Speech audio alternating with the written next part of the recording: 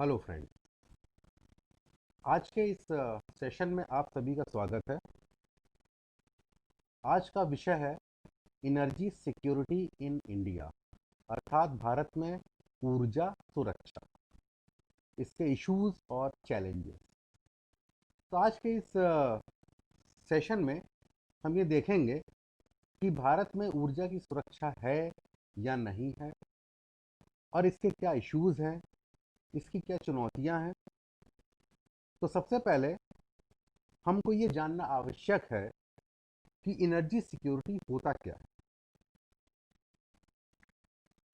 Energy security की तो बहुत सारी परिभाषाएं दी गई हैं, लेकिन जो परिभाषा संयुक्त राष्ट्र संघ यूनाइटेड नेशंस द्वारा दी गई है वो इस प्रकार है।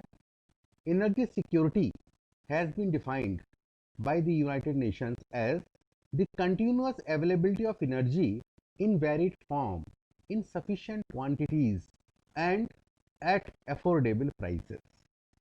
इसका मतलब है कि ऊर्जा सुरक्षा हम उसको कहेंगे जब हमारे पास ऊर्जा की लगातार उपलब्धता बनी हुई है, कंटिन्यूस अवेलेबिलिटी बनी हुई है, सभी प्रकार की ऊर्जा की हमारे पास लगातार होना चाहिए। और ये जो ऊर्जा है ये पर्याप्त मात्रा में होना चाहिए, सफिशिएंट क्वांटिटीज में होना चाहिए, और ये ऊर्जा हमको हमारे द्वारा वहन की जाने वाली दर, प्राइस पर मिले, अफोर्डेबल प्राइस पर ये ऊर्जा हमको मिलना चाहिए। तो हम यहाँ पर देखते हैं कि एनर्जी सिक्योरिटी की डेफिनेशन में तीन मुख्य बातें आती हैं। पहली बात है कंटिन्यूअस अवेलेबिलिटी ऑफ एनर्जी, यानी ऊर्जा की लगातार उपलब्धता, ऊर्जा की पर्याप्त मात्रा, sufficient quantity and affordable price. तो इसी को हमने इस डायग्राम में दिखाया हुआ है। एनर्जी सिक्योरिटी का एक पार्ट होता है, एक कंपोनेंट है रिलायबल अनइंटरप्टेड सप्लाई, यानी जो ऊर्जा है वो रिलायबल होना चाहिए और लगातार सतत ऊर्जा मिलती रहना चाहिए। सेकंड है इसका अफोर्डेबल कम्पिटिटिव सप्लाई, यानी ये उस रेट पर मिले जो रेट हम अफोर्ड कर सकते हैं, कम्पिटिटिव रेट्स पर मिलना चाहिए। और तीसरा है एसेसिबिलिटी अवेलेबल सप्लाई, यानी हर व्यक्ति को ऊर्जा की पहुंच हो, हर व्यक्ति की पहुंच हो ऊर्जा तक, हर व्यक्ति को ऊर्जा अवेलेबल हो, उसकी सप्लाई लगातार मिलती रहे। तो एनर्जी सिक्योरिटी की ये परिभाषा है और इसके ये तीन मुख्य कंपोनेंट। अब हम ये देखते हैं कि देश की जो आर्थिक सुरक्षा है यानी इकोनॉमिक सिक्योरिटी, और देश की जो भौतिक सुरक्षा है यानी फिजिकल सिक्योरिटी, इन दोनों को जोड़कर एनर्जी सिक्योरिटी बनती है। इसको हम ऐसे भी समझ सकते हैं कि तीन तरह की सुरक्षा देश में होनी चाहिए।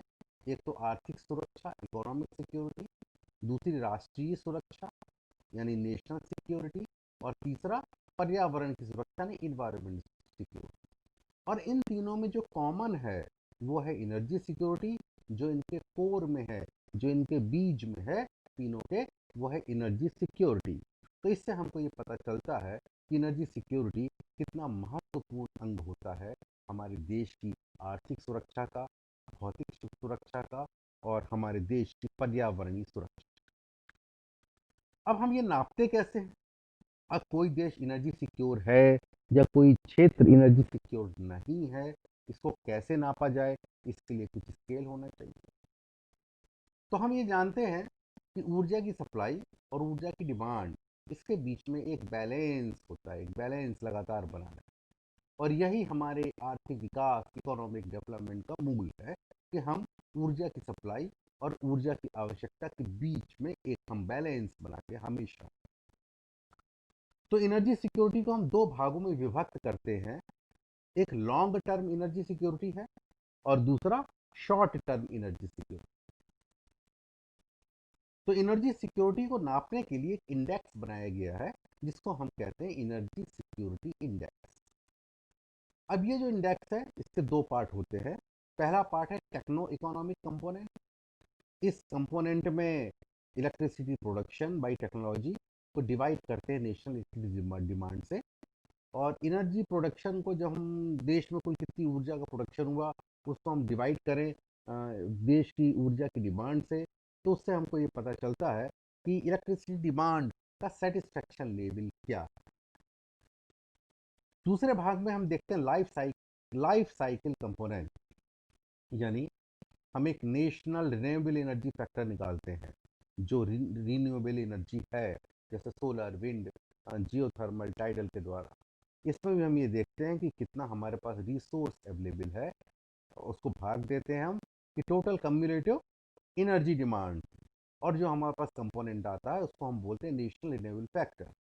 तो share of electricity demand satisfaction plus national renewable factor, इन दोनों कंपोनेंट्स को जब हम मल्टीप्लाई करते हैं तो हमारे पास रिन्यूएबल एनर्जी सिक्योरिटी का एक इंडेक्स आता है जो हमको बताता है कि देश की सुरक्षा का सूचकांक कितना है।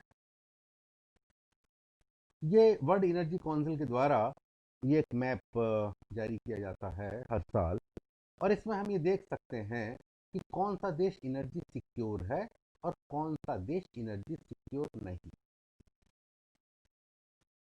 तो एक हम सूची बनाते हैं और टॉप 25% वाले ये ऑरेंज कलर के हैं।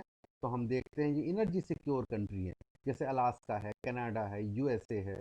यहाँ यूरोप के कुछ देश हम जो देख रहे हैं ये यूरोप के देश हैं, ये सब एनर्जी सिक्योर कंट्री। अब मीडियम एनर्जी सिक्योर कंट्री में हम देखें, ये जो लाइट ऑरेंज से दिखाया गया है, जैसे ये हमारा रशिया है, चाइना है, सऊदी अरेबिया है, ऑस्ट्रेलिया है, साउथ अमेरिका कंट्री, ये सब मीडियम एनर्जी सिक्योर। अब लो एनर्जी सिक्योर कंट्री जिनकी रैंकिंग 50 टू 75% के बीच में की जाती है विश्व के इंडेक्सिंग में, तो इसमें हम देखते हैं कि भारत, चीन और अफ्रीका के कुछ देश, साथ में इराक, ईरान, ये सब जो है ये ये लो एनर्जी सिक्योर कंट्री। और very low energy secure country में हम अफगानिस्तान कुछ देश देखते हैं और मंगोलिया है, ये वेरी लो। तो इस वर्ल्ड एनर्जी काउंसिल के द्वारा जो एनर्जी इंडेक्स जारी की गई है उससे हमको ये पता चलता है कि जो हमारा देश है, भारत देश, ये लो एनर्जी सिक्योर कंट्री है, अर्थात हम लोग ऊर्जा सुरक्षित देश नहीं। तो एनर्जी सिक्योरिटी में 4 फैक्टर्स हैं। एक तो अवेलेबिलिटी, इसके अंतर्गत आता है ग्रिड का, हमारा ग्रिड का इंफ्रास्ट्रक्चर क्या है, हमारे पास रिन्यूएबल एनर्जी के क्या सोर्स एग्जिस्ट करते हैं, और फॉसिल फ्यूल सिस्टम का जो पर बेस्ड हमारे जो पावर प्लांट्स हैं उसको हम कैसे सपोर्ट कर सकते हैं, कब तक हमारे पास फॉसिल फ्यूल अवेलेबल रहेगा। तो एक तो फैक्टर ये हो गया अवेलेबिलिटी का। दूसरा एक्सेस, यानी इकोनॉमिक कॉस्ट क्या है, क्या आम जनता के लिए एनर्जी कम दरों पर उपलब्ध है, और क्या हम जो आम जनता को हम ग्रिड से कनेक्ट कर पा रहे हैं, यूटिलिटी ग्रिड से, क्या हम हर घर को कनेक्ट कर पा रहे हैं। इसके बाद है फिर स्टेबिलिटी, स्टेबिलिटी में हमारी नेशनल पॉलिसी क्या है एनर्जी के बारे में, और ये जो एनर्जी है इसके इन्वायरमेंटल इम्पैक्ट्स क्या हैं, पर्यावरणीय प्रभाव क्या हैं, ये हमारे स्टेबिलिटी पार्ट्स में आता है। और यूटिलिटी पार्ट में हम ये देखते हैं कि ऊर्जा की रिलायबिलिटी कितनी है, क्या फ्रीक्वेंट ऊर्जा हमारी अनअवेलेबल हो जाती है, ऊर्जा की इफिशियंसी कितनी है, और सोशल एक्सेप्टेंसिबिलिटी, सोशल सामाजिक रूप से इसको किस तरह से स्वीकार किया जाता है ऊर्जा को। तो ये हमारे एनर्जी सिक्योरिटी के इंडेक्स। तो फीडबैक, इंटरेक्शन, कम्युनिटी इफेक्ट के द्वारा हम इसको मेजर करते हैं। तो एनर्जी सिक्योरिटी के क्या एलिमेंट्स हैं, क्या तत्व हैं एनर्जी सिक्योरिटी के। तो पहला तो एनर्जी स्वयं, एनर्जी स्वयं में आएगा एनर्जी मिक्स, यानी हाइड्रोथर्मल, न्यूक्लियर, डीजल और गैस एंड कैरोसिन, डीजल, बहुत सारी चीज़ों से एनर्जी मिक्स होती है। देन एनर्जी के लिए इंफ्रास्ट्रक्चर कितना है, देश में जो हम इक्विपमेंट्स यूज़ कर रहे हैं उनकी एनर्जी इफिशियंसी कितनी है, और एनर्जी में हम क्या नए आविष्कार कर रहे हैं, हमारे रिसर्च और डेवलपमेंट एनर्जी के क्षेत्र में कैसा है, ये पार्ट आता है एनर्जी के अंडर। सेकंड है पॉलिसी, क्या हम एनर्जी इंडिपेंडेंट हैं या हम दूसरे देशों पर निर्भर करते हैं एनर्जी के लिए। इंटरनेशनल सिक्योरिटी कैसी है एनर्जी के लिए, राष्ट्रीय सुरक्षा कैसी है, और गवर्नमेंट ने क्या पॉलिसी बनाई है ऊर्जा के लिए, ये आता है इसका सेकंड एलिमेंट, जिसको पॉलिसी कहते हैं। तीसरा एलिमेंट है इकोनॉमी, जिससे हम ये पता लगाते हैं कि डाइवर्सिफिकेशन कैसा है, हमारे जो ऊर्जा के स्रोत हैं वो कहाँ कहाँ हमारे डिस्ट्रीब्यूट हुए। इंटरनेशनल प्राइस क्या है एनर्जी की, ठीक, इससे हमारे देश की एनर्जी की प्राइस निर्भर करती है।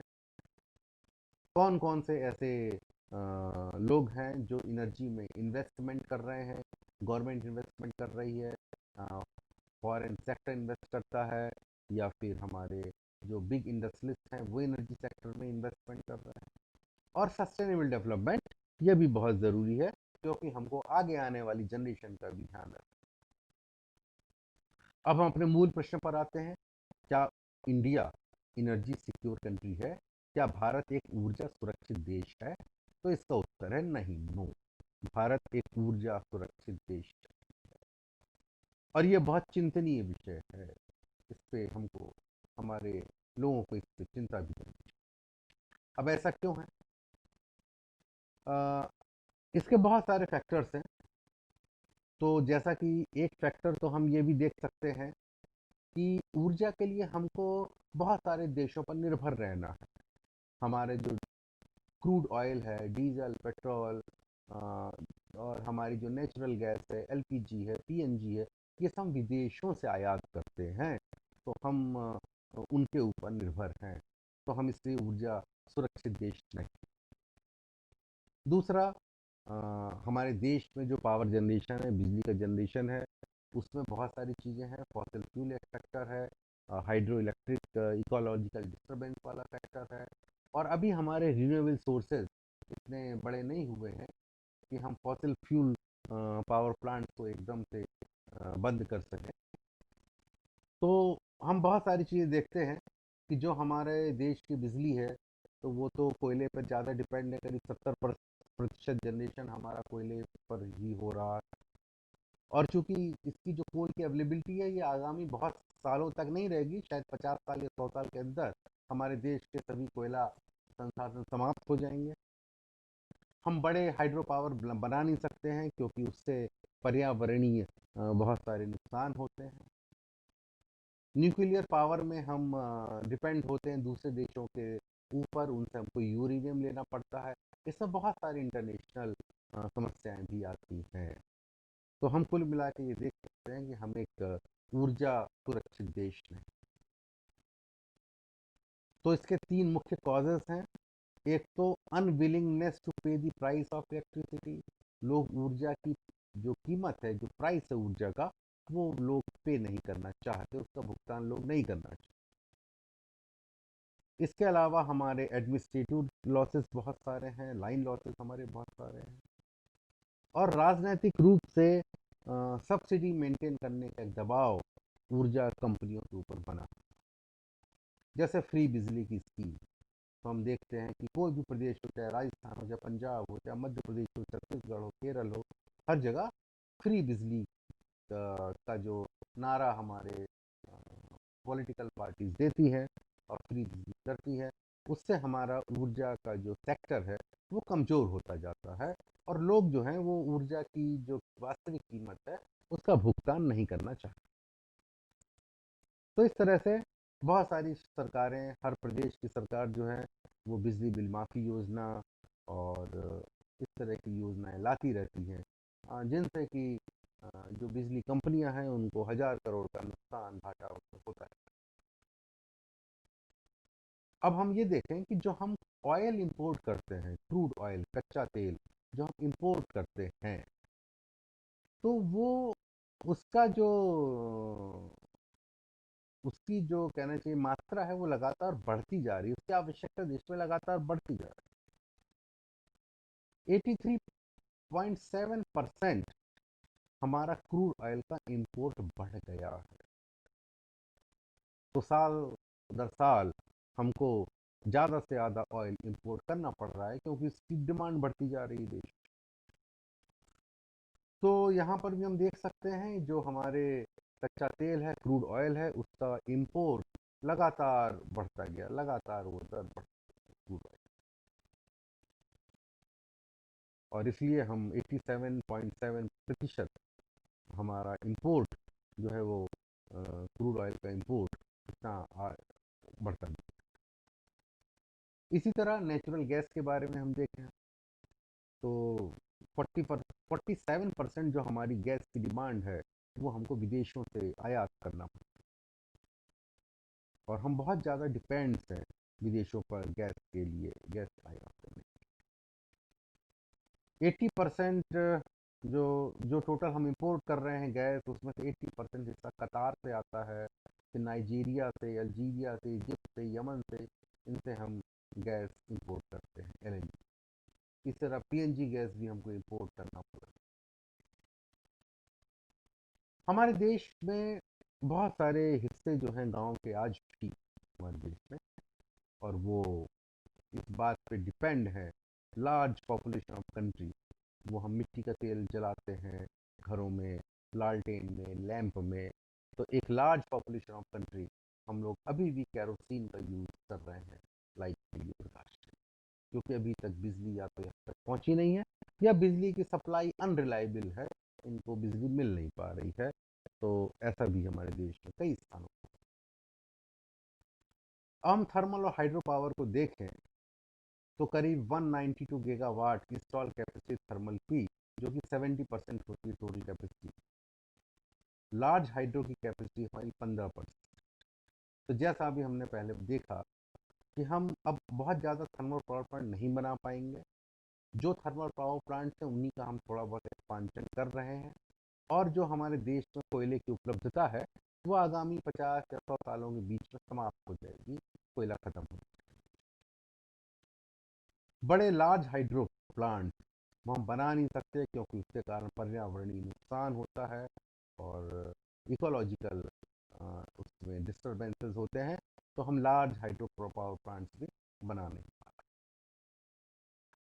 इसी तरह न्यूक्लियर पावर में हमने देखा लगभग 2% हमारी एनर्जी न्यूक्लियर पावर से आ रही है। इसमें बहुत सारी अंतर्राष्ट्रीय समस्याएं आती हैं, बहुत सारी संधियां हैं, एनपीटीए रूल वगैरह हैं, तो हमको बड़ी मुश्किल में जो हम यूरेनियम चाहते हैं फ्रांस से या दूसरे देशों से, वो बड़ी मुश्किल से हमको मिलता है। इसके अलावा न्यूक्लियर वेस्ट को डिस्पोजल करना भी एक बहुत बड़ी समस्या होती है, तो हम न्यूक्लियर पावर पर बहुत ज़्यादा निर्भर नहीं हो पाएंगे। रिन्यूएबल एनर्जी में अभी हमने शुरुआत की, रिन्यूएबल एनर्जी में अभी हम धीरे धीरे सोलर और हाइड्रो पावर, सोलर और विंड पावर हम अपना धीरे धीरे बढ़ा रहे हैं, लेकिन अभी ये उस अवस्था तक नहीं पहुंचा है कि ये पूरे देश की बिजली का जिम्मेदारी नॉन रिन्यूएबल एनर्जी से पूरी हो। अब एक और समस्या है हमारे देश में, एनर्जी वेस्टेज। विश्व के सभी देशों में हमारे देश की जब हम तुलना करते हैं तो हम ये पाते हैं कि India is a high energy intensive country. Energy intensity क्या होती है कि किसी प्रोडक्ट का एक यूनिट बनाने में जितनी एनर्जी लगती है उसको हम कहते हैं हाई, उसको हम कहते हैं एनर्जी इंटेंसिटी। मान लीजिए हमने किसी इंडस्ट्री है, कोई इंडस्ट्री में मोबाइल फ़ोन बना रहे हैं, तो एक मोबाइल फ़ोन बनाने में जितनी एनर्जी कंज्यूम होगी उसको हम कहेंगे वो एनर्जी इंटेंसिटी।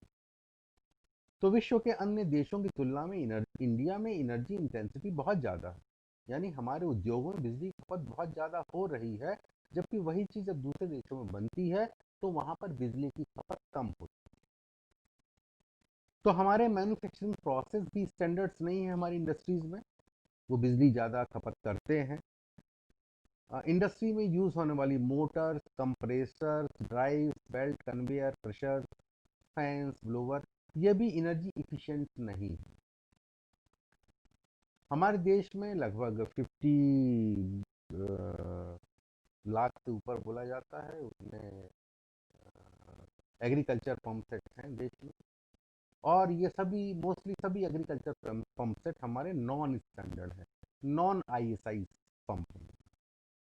तो ये भी एक तो पावर फैक्टर भी डाउन करते हैं और ये एनर्जी लॉसेस भी क्रिएट करते हैं। तो हमारे देश में बिजली का एक बहुत बड़ा हिस्सा ऊर्जा लॉस में या ऊर्जा की हानि हो जाती है। हमारे ट्रांसमिशन सिस्टम में भी हानियां हैं, हमारे डिस्ट्रीब्यूशन वितरण सिस्टम में भी हानियां हैं। और जो भी हम अपनी इंडस्ट्रीज में मशीनें यूज़ करते हैं, तो वो मशीनें हमारी नॉन एनर्जी इफिशिएंट मशीनें हैं मोस्टली, उनमें भी ऊर्जा की बहुत हानियां हो रही हैं। और दुर्भाग्य से हमारे किसानों में या हमारे उद्योग में इसकी अवेयरनेस भी नहीं है। पावर डिस्ट्रीब्यूशन कंपनी के बारे में हम जानते हैं कि जितनी बिजली पावर डिस्ट्रीब्यूशन कंपनी लेती है, उतने का बिल नहीं बना पाती, क्योंकि डिस्ट्रीब्यूशन सिस्टम में कुछ हमारे टेक्निकल और कुछ कॉमर्शियल लॉसेस हो जाते हैं। अब जितनी बिजली का बिल बनाया गया, उतना कलेक्शन नहीं हो पाता, क्योंकि कुछ हमारे कलेक्शन सिस्टम में, हमारे रेवेन्यू सिस्टम में कुछ लॉस हो जाता है। तो यहाँ पर हम बिलिंग इफिशिएंसी को डिफाइन करते हैं कि हमने कितने यूनिट बिल किए डिवाइड बाय द इनपुट, और कलेक्शन इफिशिएंसी को हम निकालते हैं कि हमने कितना रेवेन्यू कलेक्ट किया डिवाइड बाय हमने कितना बिल किया। और इस तरह से हम एटीएनसी लॉसेस निकालते हैं, जिसको हम कहते हैं aggregate technical and commercial losses.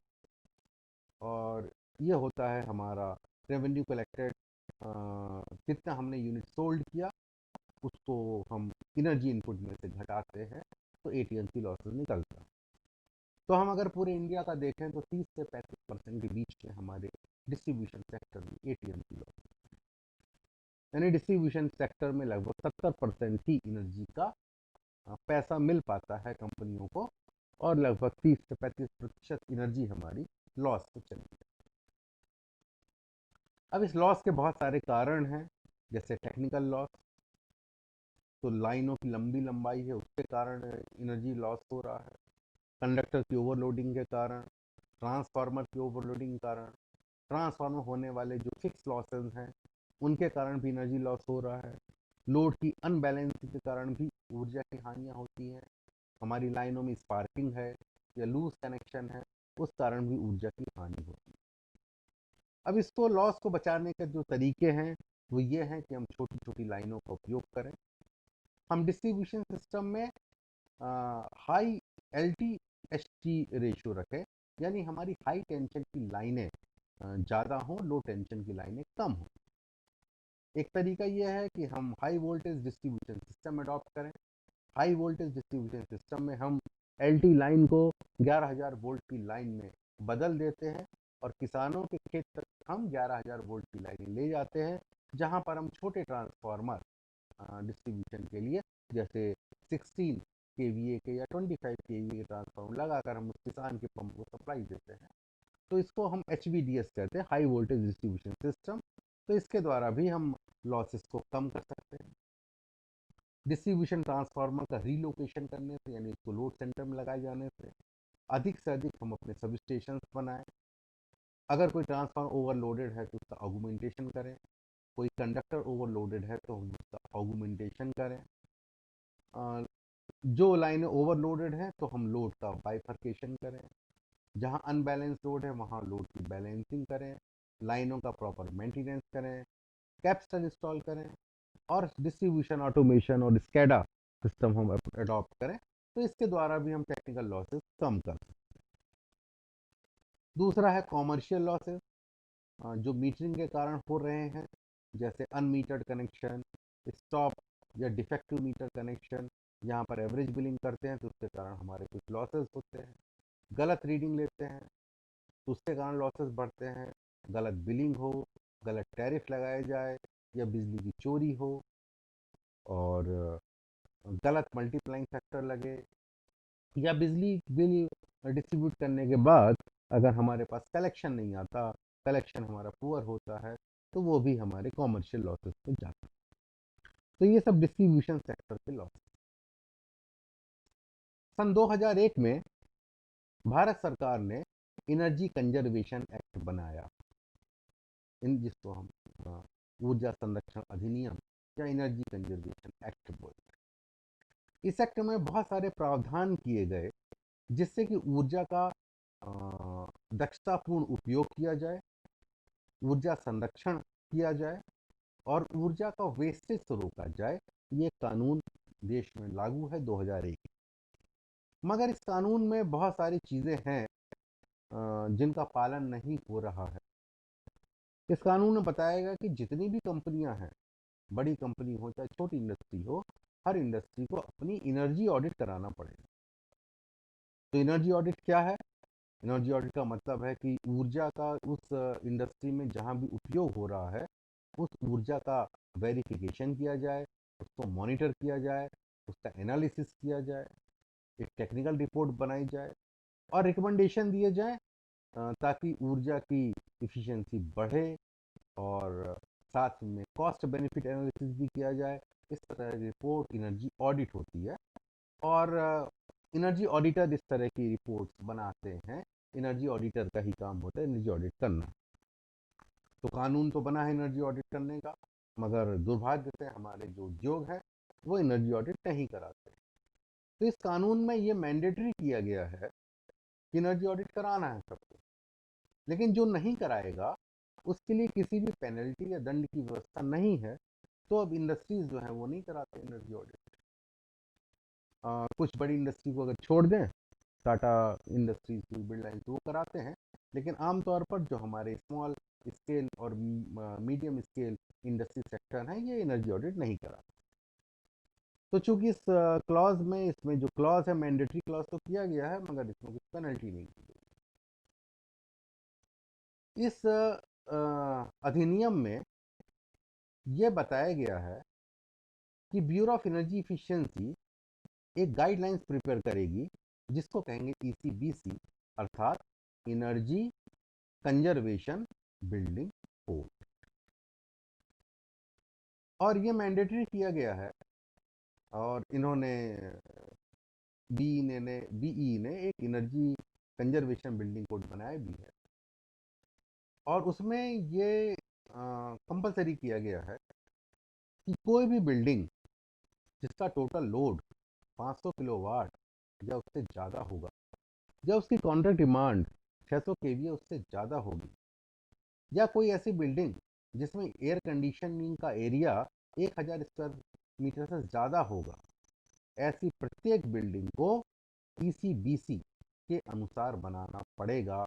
ये गाइडलाइंस है, एनर्जी कंजर्वेशन बिल्डिंग कोड ये गाइडलाइन। तो हमारे जो शॉपिंग मॉल्स हैं, हमारे जो बड़े रेस्टोरेंट हैं, मल्टी स्टोरी बिल्डिंग्स हैं, या हमारे बड़े कंपनी ऑफिस हैं, ये सरकारी बड़े ऑफिसेज हैं, कॉलेजेस की बिल्डिंग हैं, ये सारी बिल्डिंग ईसीबीसी कोड के अंतर्गत आती है। और ये कानून ने प्रावधान किया है कि ये जो भी नई बिल्डिंग को कंस्ट्रक्शन होंगे वो सब ईसीबीसी पर होंगे, एनर्जी कंजर्वेशन बिल्डिंग कोड पर। मगर इसका ऑब्जर्वेशन तो नगर निगम ही कर सकता है, नगर पालिका कर सकता है कि वास्तव में हो रहा है कि नहीं हो रहा।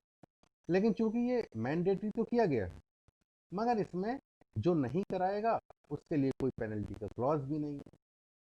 तो हमारे जो बड़े बिल्डिंग्स के जो कंस्ट्रक्शन एजेंसीज हैं, जो शॉपिंग मॉल्स हैं और जो हमारे बड़े इस तरह के बड़ी बिल्डिंग्स हैं, वो इसको कराते भी नहीं है। ईसीबीसी जो बनाया जरूर गवर्नमेंट ने, लेकिन इसका पालन कहीं भी होता है। तो अगर इसका हम पालन करें तो ये बिल्डिंग, अगर हम ये देखें तो यहाँ पर हम देखें कि प्रति बिल्डिंग जो एनर्जी कंजम्पशन है, तो उसमें हम देखेंगे इंडिया पूरे वर्ल्ड में टॉप पर।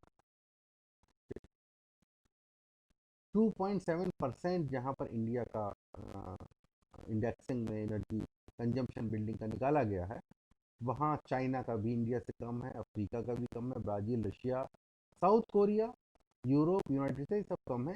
इसमें भी बड़ी बिल्डिंगों में भी जो एनर्जी वेस्टेज है उसमें भी हम देखते हैं कि हमारा भारत जो है ये टॉप पोजीशन पर आता है।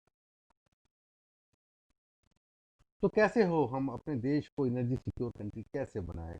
एक हमें अच्छी नीति की ज़रूरत है जो इंडिया को एनर्जी सिक्योर कंट्री बना। तो bureau of energy conservation, in bureau of energy efficiency, ministry of power, government of India, इनका एक और काम है, ये सभी तरह के इलेक्ट्रिकल इक्विपमेंट्स की स्टार रेटिंग करते हैं। तो जैसे कोई 5 स्टार इक्विपमेंट है तो उसमें एनर्जी लॉसेस कम होंगे। ऑब्वियसली उसकी कॉस्ट कुछ ज़्यादा होगी। 1 स्टार इक्विपमेंट है तो उसमें एनर्जी लॉसेस ज़्यादा होंगे तो उसकी कॉस्ट कम होगी। तो सबसे पहले ज़रूरत है कि एक अवेयरनेस प्रोग्राम हो और लोगों को बताया जाए कि आपको स्टैंडर्ड इक्विपमेंट ही लेना। नॉन आईएसआई इलेक्ट्रिकल इक्विपमेंट्स के मैन्युफैक्चरिंग और बेचने पर रोक लगना चाहिए। ये बहुत आवश्यक है। आप किसी भी बिजली की दुकान में जाएंगे तो आप कहेंगे तो उसको आपको नॉन आईएसआई मेक मोटर मिल जाएगी, आपको नॉन आईएसआई का सारा सामान मिलता है। तो सबसे पहले कि ये सामान जो स्टैंडर्ड नहीं है उसके मैन्युफैक्चरिंग पर और उसके सेल करने पर भी स्ट्रिक्ट कानून होना चाहिए। गवर्नमेंट ईसीबीसी का इम्प्लीमेंटेशन जो वो स्थिति करवाए और जो इंडस्ट्री एनर्जी ऑडिट नहीं कराती है उसके लिए कुछ प्रतिबंध लगाए, उसको कुछ पेनल्टी उस पर लगाए। तो थोड़ा सा स्ट्रिक्ट एक्शन होने से एक तो एनर्जी सिक्योरिटी देश में थोड़ा सा बढ़े। अब नॉन ऐसा आईएसआई एनर्जी एफिशिएंट पंप्स के बारे में, तो एनर्जी एफिशिएंट पंप है ही देश में। किसान जो है वो अपने मन मर्जी कोई भी सस्ता पंप खरीदता है जो कि ज़्यादा एनर्जी लॉस क्रिएट करता है और उस पंप से ही वो सिंचाई करता है। तो हमारे देश में सारे पंप्स को एनर्जी एफिशिएंट पंप से रिप्लेस करने की ज़रूरत है। साथ ही जो बड़ी बिल्डिंग्स है और जो इंडस्ट्री है वहाँ पर टाइम ऑफ डे मीटरिंग यानी पीक आवर्स में उनको ज़्यादा टैरिफ लगना चाहिए और नॉन पीक आवर्स हैं जब पावर सरप्लस है तो उनको कुछ रिबेट मिलना चाहिए। इस तरह की व्यवस्था डोमेस्टिक में भी लागू होना चाहिए। इसके अलावा हमको अपना रिन्यूएबल जनरेशन बढ़ाना है, यानी सोलर जनरेशन और विंड पावर का जनरेशन हमको देश में बढ़ाना। गवर्नमेंट को चाहिए कि इलेक्ट्रिकल व्हीकल को ज़्यादा सब्सिडी दे। इलेक्ट्रिकल व्हीकल बनाने वाली इंडस्ट्रीज़ हैं उनको गवर्नमेंट फुल सपोर्ट्स दे, उन पे टैक्सेस ना लगाए और ज़्यादा से ज़्यादा पॉपुलर करे इलेक्ट्रिक व्हीकल्स। तो इससे हमारे जो क्रूड ऑयल इंपोर्ट करते हैं डीजल पेट्रोल को हम वाले चलने चलने वाले व्हीकल्स हैं उनकी संख्या में कमी आएगी और हमारी डिपेंडेंसी जो विदेश पर है पेट्रोलियम के लिए, ऑयल क्रूड ऑयल के लिए, वो हमारी डिपेंडेंसी धीरे धीरे कम हो। तो इलेक्ट्रिक व्हीकल्स को प्रमोट करना चाहिए और साथ में जगह जगह इनके चार्जिंग स्टेशन भी बनाए जाने की ज़रूरत है। और वितरण कंपनियों में जो पावर डिस्ट्रीब्यूशन कंपनी है उनमें एटीएनसी लॉसेस कम करना। तो ये कुछ मेजर्स हैं, इन कुछ मेजर्स को लेंगे हम तो हमारा देश एक एनर्जी इफिशिएंट कंट्री बन सकता है और ऊर्जा की सुरक्षा ही वास्तव में देश की सुरक्षा। तो हम एक ऊर्जा सुरक्षित कंट्री, एक ऊर्जा एनर्जी सिक्योर कंट्री, हम इन बातों को अगर हम अप्लाई करें, इन पर हम लागू करें अपने देश में तो हम भी एक ऊर्जा सुरक्षित देश बन सकते हैं। तो ये एक छोटा सा प्रेजेंटेशन था एनर्जी सिक्योरिटी इन इंडिया के बारे में। और आपके जो भी प्रश्न हैं इस संबंध में वो आप नीचे कमेंट बॉक्स में अपने प्रश्न लिख दें और मैं आपके हर प्रश्नों का उत्तर देने की कोशिश करूंगा। और thank you very much and धन्यवाद मैं देता हूँ थिंक फॉर यूनिटी को, जिनके माध्यम से ये वीडियो हमारा वीडियो आप सभी लोगों को मिला। Thank you Pankaj Yadav ji. Thank you think for unity.